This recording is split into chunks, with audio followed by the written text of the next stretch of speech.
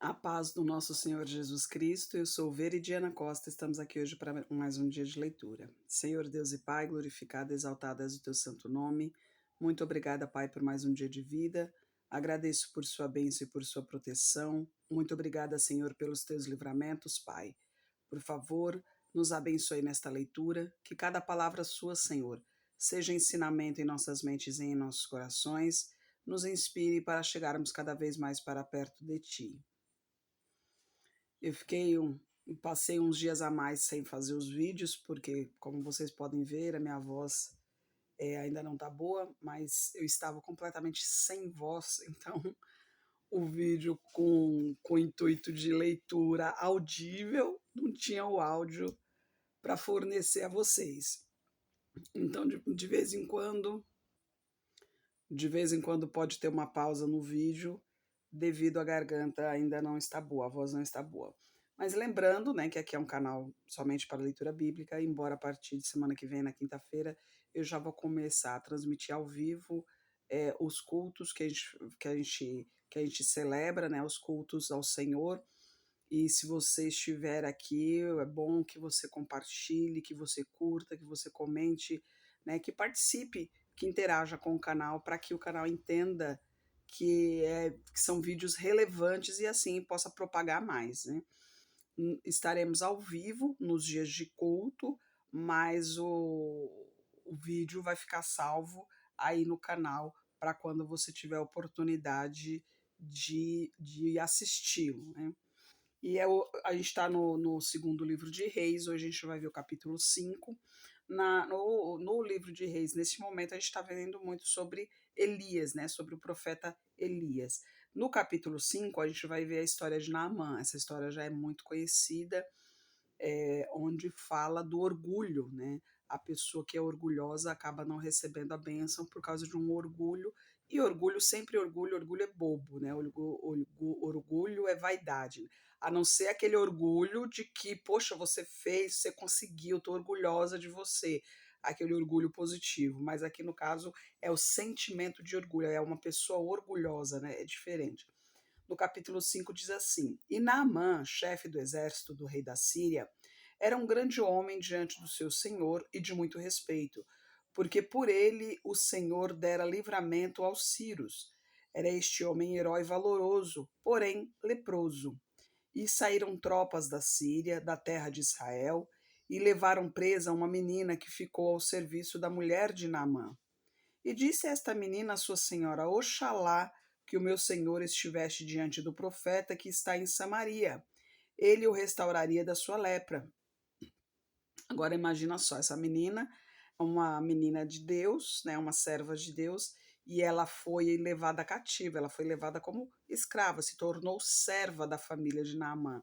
E mesmo assim, seu coração, ela vendo o sofrimento do seu senhor, ela vendo aquele sofrimento da lepra, e ela, em seu coração, com seu coração puro, seu coração generoso de uma serva de Deus, né, pensou assim, falou até com a sua senhora, né? Se ele fosse lá com o profeta, que Deus pode curá-lo, né? O profeta é um profeta do Senhor e Deus pode curar, porque até hoje a lepra ela não existe cura, né?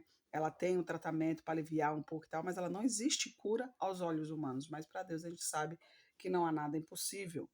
E continua aqui no versículo 4. Então foi Naamã e notificou a seu senhor, dizendo: Assim, assim falou a menina, que é da terra de Israel.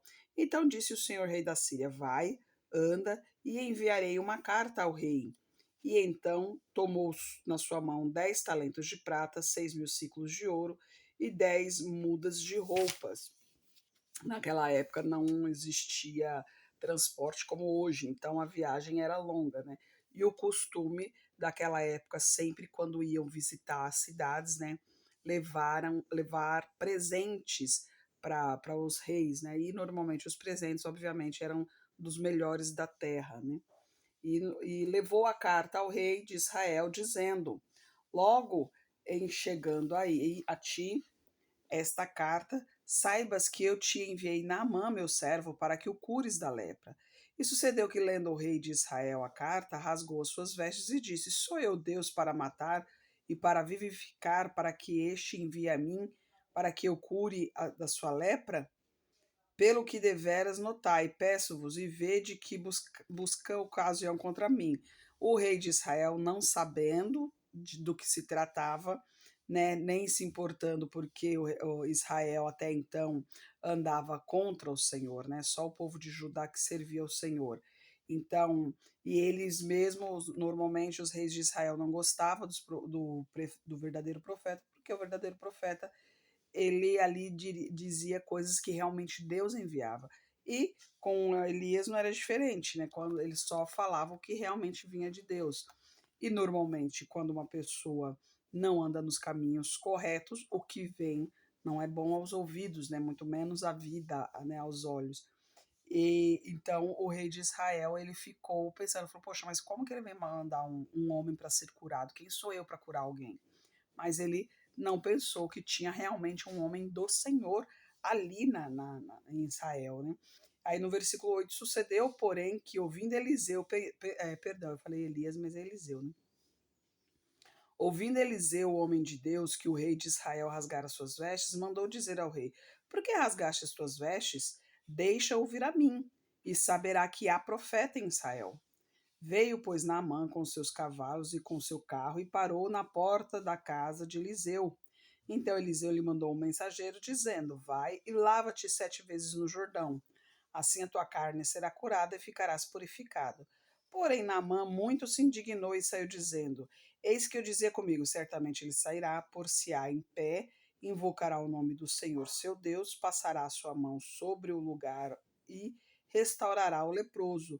Não são, porventura, Abana e Farpar, rios de Damasco, melhores do que todas essas águas de Israel? Não me poderia eu lavar neles e ficar purificado? E voltou-se e foi com indignação. Em seu pensamento, falou: poxa, não, eu sou um homem valoroso, eu tenho que ser recebido com pompas, né, com honras. E era o que ele esperava, que Eliseu o recebesse com honras, que desse reverência, né, que tivesse ele no lugar de como ele é em sua cidade, né? Que ele é ali o chefe do exército, né? Um homem valoroso. Mas Eliseu não está ali para servir o homem em si a Deus. Se Deus disse a ele, mande um mensageiro enviando essas palavras, assim o fez. E o Rio Jordão, até hoje o Rio Jordão ele é conhecido porque o Rio Jordão ele o cheiro dele é horrível. Se eu não me engano, eu não sei direito se é enxofre que tem na água, mas assim, aos olhos e ao olfato é horrível. Você diz que o rio é imundo. Então ele tinha em seu coração, falou, poxa, mas eu, um homem valoroso, chefe do exército da Síria, vou ter que mergulhar num rio fedorento desse? Por que não as águas de tal lugar, que são águas cristalinas, águas puras, né? Não entendendo ele que, na realidade, o que ele precisava fazer ali não era procurar águas cristalinas, e sim se submeter à vontade de Deus. Mas Deus é tão maravilhoso, tão misericordioso, que mesmo com toda essa prepotência de Naamã, ele ainda usou o servo de Naamã ainda para abrir os olhos dele. E aí, no versículo 13, ele continua. Então chegaram-se a eles os seus servos e lhe disseram, meu pai, se o profeta te disserem uma coisa grande, porventura não a farias? Quanto mais dizendo ele, levanta-te e ficarás purificado. Então, poxa, se coisas grandiosas você faria, por que não uma coisa tão simples? O rio está aqui, é só mergulhar. Então desceu e mergulhou no Jordão 7 vezes, conforme a palavra do homem de Deus. E a sua carne tornou-se como a carne de um menino e ficou purificado. Olha só que coisa maravilhosa. Quando ele entendeu que Deus não está no homem, que Deus não está nas coisas do mundo, né? Que Deus se encontra na simplicidade, no amor verdadeiro, na obediência, ele ficou limpo. A pele dele voltou a ser de um menino, e olha que ele era homem de guerra, né? Ou seja, homem de guerra, muito sol, muita terra, cicatrizes, e a pele dele voltou a ser de um menino. Então voltou ao homem de Deus, ele e toda a sua comitiva, e chegando, pôs-se diante dele, disse: Eis que agora sei que em toda a terra não há Deus, senão em Israel. Agora, pois, peço-te que aceites uma bênção do teu servo. Porém ele disse: Vive o Senhor em cuja presença estou, que não a aceitarei. E instou com ele para que ele aceitasse, mas não recusou. Ele foi oferecer, porque era o costume da época, sempre que você se sentia à vontade ou que você recebia alguma coisa, o desejo era de retribuir. Era como forma, um gesto de retribuição, né? Oferecer dádivas, né? Como dizem, oferecer ouro, prata, algo do tipo. Mas Eliseu, como homem do Senhor, ele sabe que isso nada tem valor para Deus. Então, obviamente, ele recusou, afinal de contas, não foi Eliseu quem curou, né? Quem curou foi Deus. Então, se é para dar honra e glória, obviamente é para Deus e não para ele. Mas, aí Naamã, se não queres, desse a este teu servo uma carga de terra e um jugo de mula, porque nunca mais oferecerá a este teu servo holocausto nem sacrifício a outros deuses, senão ao Senhor. Nisto perdoe, Senhor, a teu servo, quando o meu rei entrar na casa de Rimom para ali adorar, e ele se apoiar na minha mão, e eu também tenha de me encurvar na casa de Rimom, quando assim encurvar na casa de Rimom. Nisto perdoe-me o Senhor teu servo. E ele disse: vai em paz. E foi dele a uma pequena distância. Olha só, gente, que interessante. Isso aqui ainda não tinha me chamado a atenção. Para você ver como que é. A Bíblia você pode ler, reler, reler várias vezes, 1000 vezes, e cada vez que você lê, você tem um novo entendimento. Olha que interessante aqui. Naamã, ele não era do povo de Deus, ele não sabia dos costumes, ele não sabia dos mandamentos, ele não tinha o único conhecimento que Naamã tinha do Deus de Israel era a fama que o Deus de Israel levava, né? Porque todos ficaram sabendo sobre o Mar Vermelho, né? Sobre os milagres de Deus, a travessia do Jordão e tal.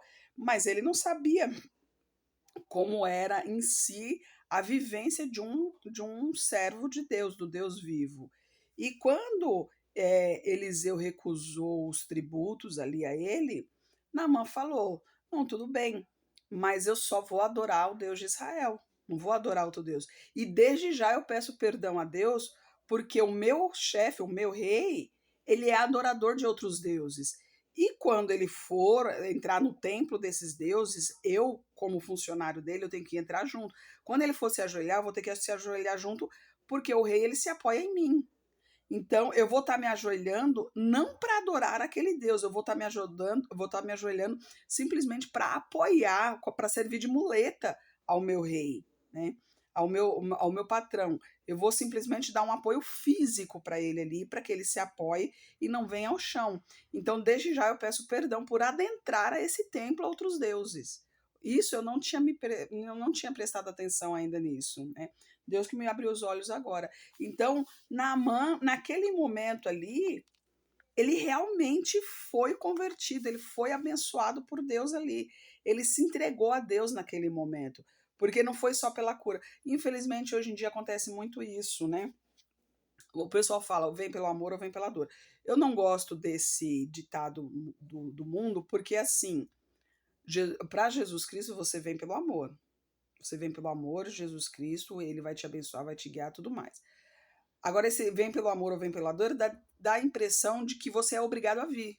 Você não é obrigado a vir para Jesus, né? Deus nos deu livre-arbítrio para seguirmos o caminho que nós queremos.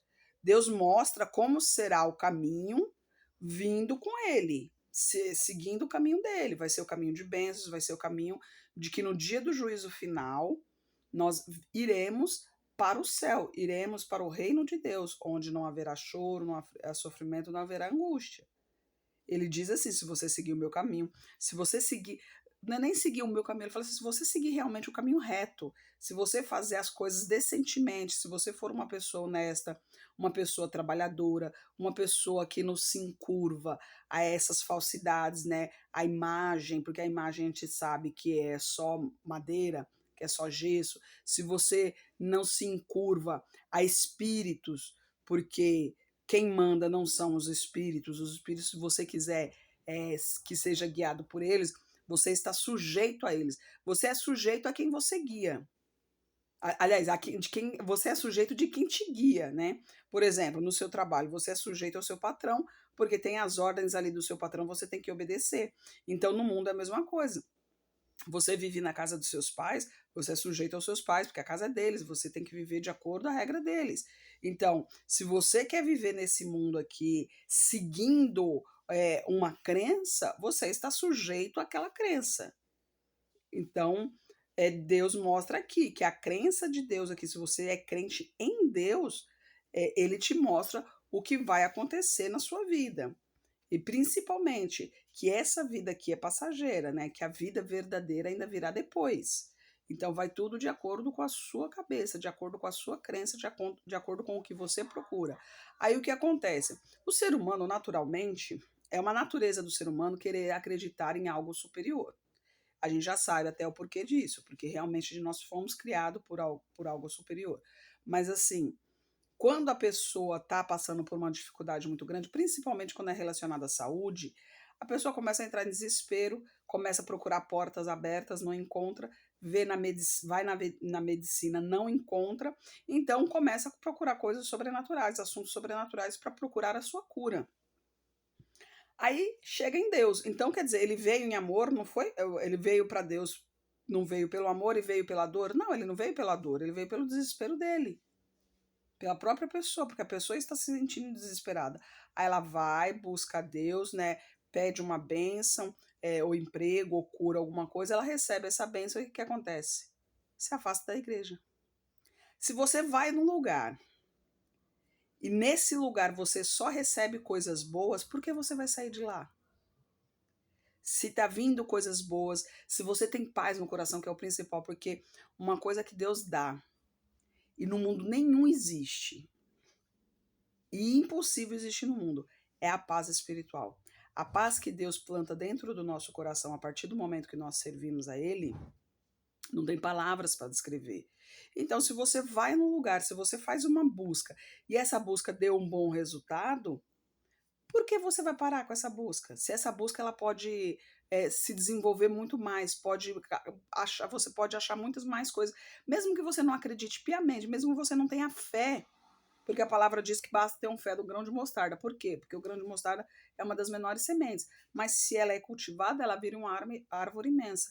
Então, mesmo que você não tenha aquela fé inabalável, mesmo que você não tenha aquele desejo profundo, mas vai realmente por querer buscar algo bom para você, né? Então você vai para a igreja para buscar uma bênção, você recebe essa bênção, aí depois sai da igreja. Não, se você foi na igreja e recebeu essa bênção, mais um motivo para você ficar, porque você foi para buscar algo e conseguiu. Você recebeu o que você foi buscar. Então, Deus está te dando a prova ali de que ele existe. E você não está acreditando. Se você sai da igreja, você não está acreditando. E então, a palavra de Deus diz que você vai ser julgado pelas suas atitudes, pelos seus sentimentos, pelo que você sentiu. Então, se você vai na igreja, você se sente bem, você recebeu o que queria, continue lá. Você não é obrigada a participar de uma doutrina, você não é obrigada a estar presente o tempo todo ali, você não é obrigada a participar de todas as festividades. Só vai na igreja, vai de coração aberto, ouve a palavra, presta atenção nos louvores que estão tocando, entendeu? Você não precisa ser participativo, você não precisa der oportunidade, você não precisa ir lá na frente falar alguma coisa. Se alguém terminou o culto, você não quer ficar participando, não tem problema, vai embora.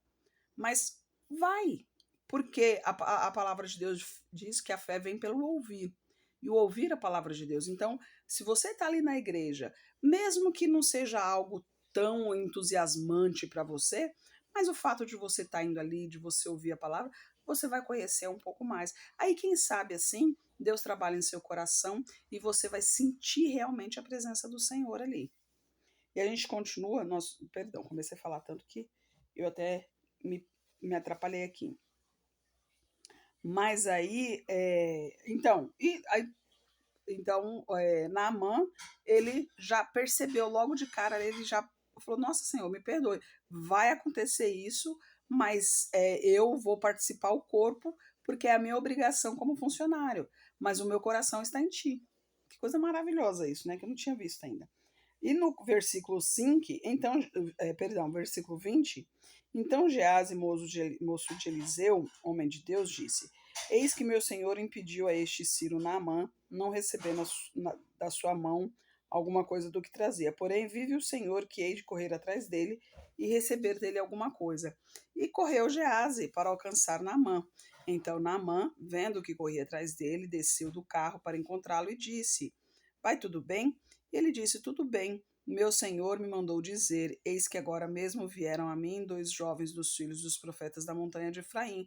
Dá-lhes, pois, 1 talento de prata e 2 mudas de roupas. E disse Naamã: Se servido tomar 2 talentos. E insistiu com ele e amarrou 2 talentos de prata em 2 sacos com 2 mudas de roupas e o pôs sobre 2 dos seus servos, os quais o levaram diante dele. E chegando ele a certa altura, tomou-a das suas mãos e os guardou na casa. Despediu aqueles homens e eles foram embora. Olha só. E esse é o aprendiz de Eliseu, hein? É o moço de Eliseu, era o aprendiz de Eliseu. Ele, vendo que Eliseu recusou os presentes, depois sozinho, sem falar para Eliseu, ele foi lá, pegou esses presentes e ainda contou uma história ainda, contou uma mentira ainda em relação aos presentes, né? Então, assim, ele estava querendo ganhos financeiros com a bênção de Deus, com os milagres de Deus, né? Porque foi Deus quem curou Naamã. E disse Naamã, perdão, no 24, e chegando ele a certa altura, tomou-as das suas mãos e guardou na casa. Despediu aqueles homens e foram. Então ele entrou e pôs-se diante de seu senhor e disse a Eliseu: De onde vens, Geazi? E disse: Teu servo não foi nem a um nem a outra parte. Porém ele disse: Porventura não foi contigo o meu coração quando aquele homem voltou do seu carro a encontrar-te? Era a ocasião para receberes prata e tomares roupas, olivais e vinhas, ovelhas e bois, servos e servas. Portanto, a lepra de Naamã se pegará a ti e a tua descendência para sempre. Então saiu de diante dele leproso, branco como a neve. Olha só. Ele quis receber riquezas materiais ao custo do milagre de Deus. Se Eliseu, que era o próprio profeta do Senhor ali, recusou aqueles presentes, porque ele sabe da grandiosidade de Deus, de que não foi ele, e sim Deus quem fez o milagre, por que o servo foi lá para pegar esses presentes? Né? É como você receber um pagamento por um trabalho que outra pessoa fez. Né? E no caso aqui, algo grandioso, né? Porque foi um milagre. E no capítulo 6 a gente vê o machado que flutuou. E disseram os filhos dos profetas a Eliseu: Eis que o lugar em que habitamos diante da tua face é pequeno para nós todos. Vamos, pois, até o Jordão e tomemos de lá, cada um de nós, uma viga e façamos ali um lugar para habitar. E disse ele: Ide. E disse um: Serve-te de ires com os teus servos? E disse: Eu irei. E foi com eles, e chegando eles ao Jordão, cortaram madeira. E sucedeu que, derrubando um deles um tronco, o ferro caiu na água. E ele exclamou: Ai, meu senhor! E era emprestado. E disse o homem de Deus: Onde caiu? E mostrando-lhe este lugar, cortou um pau, lançou ali e flutuou o ferro. E disse: Levanta-o. Então ele estendeu a sua mão e tomou. E o rei da Síria guerreou contra Israel e consultou com seus servos, dizendo: Em tal lugar estará o meu acampamento. Mas o homem de Deus enviou ao rei de Israel, dizendo: Guarda-te de passares por tal lugar, porque os sírios desceram ali. Por isso o rei de Israel enviou tropas àquele lugar, de que o homem de Deus lhe dissera, e de que o tinha avisado, e assim se salvou, não uma nem 2 vezes. Então se turbou com este incidente o coração do rei da Síria. Chamou os seus servos e lhes disse: Não me farei saber quem dos nossos é pelo rei de Israel? E disse um dos servos: Não, ó rei meu senhor, mas o profeta Eliseu, que está em Israel, faz saber ao rei de Israel as palavras que tu falas no teu quarto de dormir. E ele disse: Vai e vê onde ele está, para que eu mande prendê-lo. E assim fizeram-lhe saber, dizendo: Eis que está em Dotã. Então o rei da Síria, toda vez que ele tentava contra Israel, ele era descoberto antes de pegar Israel. Israel o surpreendia. O rei desconfiou, achando que tivesse um dedo duro, né? Como dizem. Então ele falou: será que tem algum dentre nós aqui?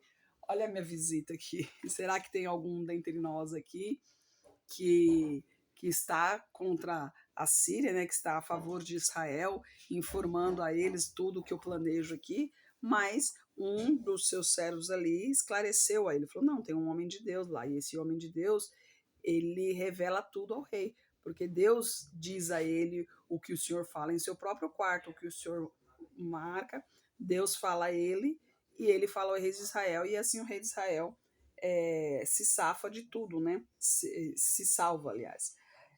Então enviou para lá cavalos, carros e um grande exército, os quais chegaram de noite e cercaram a cidade. E o moço do homem de Deus se levantou muito cedo e saiu. E eis que um exército tinha cercado a cidade com cavalos e carros. Então o seu moço lhe disse: Ai, meu senhor, que faremos? E ele disse: Não temas, porque mais são os que estão conosco do que os que estão com eles.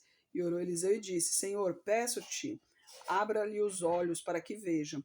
E o Senhor abriu os olhos do moço e viu. E eis que o monte estava cheio de cavalos e carros de fogo em redor de Eliseu. E como desceram a Eliseu, Eliseu orou ao Senhor e disse: Fere, peço-te esta gente de cegueira. E feriu-a de cegueira conforme a palavra de Deus.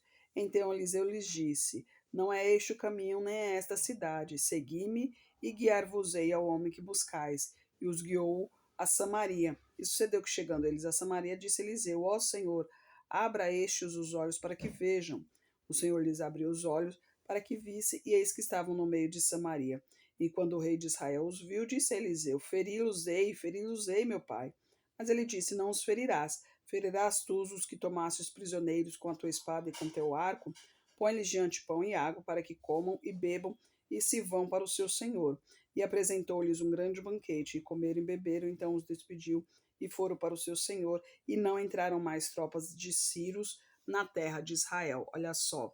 Então, quando o moço, o servo de Eliseu, quando ele acordou de manhã, que ele viu todo aquele exército rodeando os dois ali, ele se desesperou, falou: Nossa, Senhor, tem um exército aí, o que a gente vai fazer?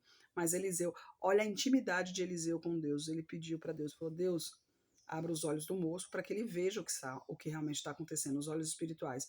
E ali ele viu todo o exército de Deus ali protegendo os dois. E mais ainda, ele pediu para o Senhor, falou: Senhor, deixe todos os inimigos cegos por um momento. Deus deixou, eles levaram o exército até o rei inclusive queria matá-los, né? Mas Eliseu falou assim: não, mas você mataria os seus escravos, né? Os escravos que você conquistou? Não, a gente não vai matar, a gente vai alimentá-los, né? Vai deixá-los confortáveis para que eles possam voltar em segurança aos seus lares. E assim o fez. E depois ele clamou novamente ao Senhor para dar visão ao exército, né? Eles voltaram a enxergar e se alimentaram bem ali. E com essa atitude, eles deixaram de atacar a Israel. Eles não quiseram mais atacar a Israel. Viram que ali não tem inimigos, só tem pessoas ali que servem ao Deus vivo e que eles não procuram contenda com ninguém, né? Inclusive o exército poderia, se fosse um outro reinado, com certeza o exército estaria morto, né? E no versículo 24, sucedeu depois disso que Ben-Hadad, rei da Síria, ajuntou todo o exército e cercou Samaria. E houve grande fome em Samaria, porque a cercaram até o ponto de se vender uma cabeça de jumento por 80 peças de pratas, e a quarta parte de uma medida de esterco de pombas por 5 peças de prata. E sucedeu que, passando o rei pelo muro, uma mulher gritou a ele, dizendo: Acode-me, ó rei, meu senhor. E ele disse: Se o Senhor não te acode, como te acudirei eu? Nem tenho trigo nem vinho. Perguntou-lhe então o rei: Que tens? E disse ela: Esta mulher me disse: Dá cá o teu filho, para que hoje o comamos e amanhã comeremos o meu. Cozemos, pois, o meu filho e o comemos. Mas dizendo-lhe eu no outro dia: Dá cá o teu filho, para que o comamos, escondeu o teu filho. E sucedeu que, ouvindo o rei as palavras desta mulher, rasgou as suas vestes. Enquanto isso, ia passando pelo muro, e o povo viu que o rei estava vestido de pano de saco por baixo das roupas, e disse: Assim me faça Deus o que bem quiser, se a cabeça de Eliseu, filho de Zafate, hoje ficar sobre ele. Então Eliseu, assentado em sua casa, e também os anciãos estavam assentados com ele, e enviou o rei um homem diante de si. Mas antes que o mensageiro viesse a ele, disse ele aos anciãos: Vistes como o filho do homicida mandou tirar minha cabeça? Olhai, pois, que, quando vier o mensageiro, fechai-lhe a porta e empurrai-o para fora da porta. Porventura não vem após ele o ruído dos pés do seu senhor? E estando ele ainda falando com eles, quando o mensageiro chegou, então o rei disse: Eis que este mal vem do Senhor. Que mais, pois, esperaria do Senhor? Olha só, né? Eliseu, ele era mal visto. Por quê? Porque ele era um homem de Deus, ele era um profeta de Deus, e como profeta de Deus, ele só transmitia as palavras do Senhor. Então, quando ele falava ali, quando ele profetizava ali, não era coisa vinda dele, era Deus que mandava. E as profecias não eram bem vistas pelo rei de Israel. Por quê? Porque o rei de Israel não seguia os mandamentos do Senhor. O rei de Israel não seguia os caminhos do Senhor.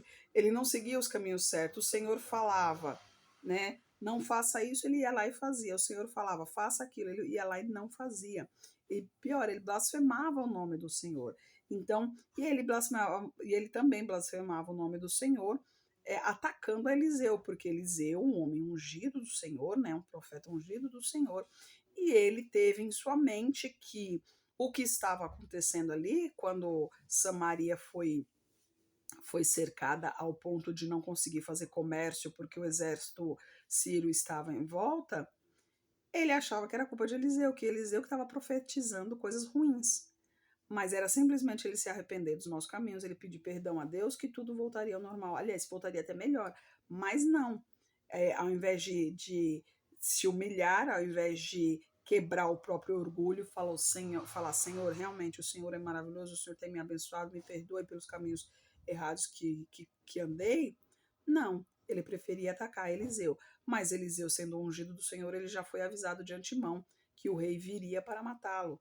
Então, ele já deixou avisado ao moço ali para que quando o mensageiro do rei viesse para fechar a porta, porque já sabia que o rei viria logo em seguida ali para matá-lo. Eu prolonguei um pouquinho o vídeo, mas amanhã a gente continua essa história. Aliás, amanhã não, durante a semana a gente continua essa história. Eu ainda estou recuperando da voz ainda, não estou podendo falar muito, mas Deus abençoe aqui, a gente vai continuar aqui fazendo o vídeo e um pouco mais vídeos, que eu estou demorando muito. Mas essa semana também vai ter transmissão ao vivo, né, do culto. Então, se você puder interagir com a gente, vai ser muito bom, porque assim a gente propaga cada vez mais, né? E em todo momento, em todo lugar, é muito bom ouvir a palavra do Senhor. E o culto, muitas vezes a gente não consegue estar na igreja o tempo todo, mas só em poder participar ali, né, pelo vídeo já ajuda muito. Se você tiver um momento onde você pode ficar sozinha ali, aliás, sozinho não, onde pode ficar em silêncio, porque de repente você se junta com a sua família ali para participar do culto. Então, ficar ali sem distrações, né? Você pode colocar na TV, você pode colocar no celular, onde for mais fácil para você. E no ônibus mesmo, você é uma viagem longa, põe um fone de ouvido ali e vai ouvindo, que a palavra do Senhor é edificante a todo tempo, independente de onde você esteja, e independente que palavra vier, a que vem de Deus sempre é boa. Ele sempre tem uma mensagem. Olha só, essa história de Naamã, ela é muito conhecida, já ouvi falar muitas vezes, inclusive tem um hino maravilhoso, né? Senhor, quebra o meu orgulho. Então, e hoje já foi um outro entendimento, aliás, mais um entendimento que eu tive aqui, que até então eu não tinha me tocado dessa parte de que ele já estava ali fielmente no caminho do Senhor, para não correr o risco de alguém achar que ele estaria adorando, futuramente adorando uma imagem, mas não, ele estaria ali simplesmente fazendo o seu trabalho, que a obrigação dele seria adentrar ali com o rei dele, né, que ia servindo ao Senhor, mas ele tinha um trabalho dele, ele também, a palavra de Deus também nos diz que devemos respeitar as autoridades humanas, contanto, obviamente, que ela não vá contra a palavra do Senhor, mas assim, então ele tinha o trabalho dele ali, ele não poderia deixar o trabalho dele, até mesmo porque muitos dos exércitos ali eram guiados por ele, e ele era um homem forte em relação ao exército, né? Era um homem muito capaz, então se ele saísse, ele provavelmente não teria uma outra pessoa que pudesse ocupar aquele lugar ali no momento. Então ele tinha que continuar o trabalho dele até Deus o guiar para onde Deus o achar melhor, né? Senhor Deus e Pai, glorificado e exaltado és o teu santo nome. Muito obrigada, Pai, por tua palavra, por tua mensagem, Senhor. Eu peço a Ti, Pai, por essa pessoa que está orando comigo. Eu não sei o que acontece na vida dela, o que se passa no coração dela, Pai, mas o que eu sei é que nada é impossível para Ti, Senhor. Em nome de Jesus, Pai, como Naamã, Senhor, foi limpo daquela lepra, Pai. Limpe o coração de Teus filhos, Senhor. Limpe o coração da humanidade, Pai, que muitos estão aí perdidos, desesperados, sem saber por onde ir, achando que não tem uma solução, Pai. Que essas pessoas possam ver em Ti, Senhor, a solução para todos os problemas, porque o Senhor, sim, o Senhor é a solução de qualquer problema terreno, Senhor, pois tudo que tem aqui é passageiro. O Senhor, Criador dos céus, da terra, de tudo quanto neles há, Pai. Por Ti nós somos purificados, nós somos salvos, Senhor. Nos guie, Pai. Nos conceda, Senhor, sabedoria, discernimento, Pai, para seguir o caminho reto, para seguir o caminho justo, Senhor. Eu peço a Ti por toda a minha parentela, em nome do Senhor Jesus Cristo, Pai. Os que estão em seu caminho, que sejam fortalecidos, e os que não estão, Senhor, que eles tenham a oportunidade de te conhecer verdadeiramente, Pai. Que eles possam se voltar para Ti, Senhor, seguir os Teus caminhos. Eu peço a Ti pelos nossos governantes, pelas nossas autoridades, que os Teus anjos estejam guiando cada um deles de acordo com a Tua vontade, Pai. Peço a Ti pelos Teus filhos, Senhor, continue nos ensinando, nos protegendo, nos abençoando, Senhor, e nos capacite cada vez mais para proclamarmos o Teu Evangelho. É o que eu oro em nome de Jesus. Amém. Que Jesus Cristo esteja em seu coração e que Deus abençoe.